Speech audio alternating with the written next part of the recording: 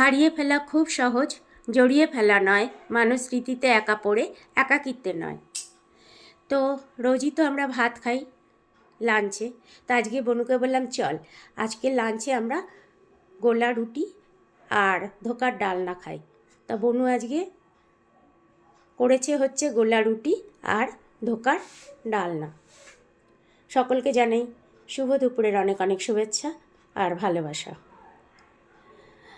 আর এর সাথে আমার বড়দি পিঠে বানিয়েছে, বড়দি পাটিসাপটা আর পায়েস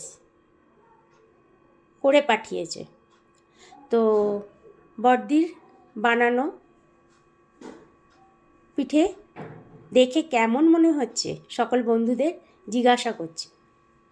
আর সব রোজই খাবার দাবার দেখাই, কিন্তু কোনো বন্ধু খেতে পারেন না।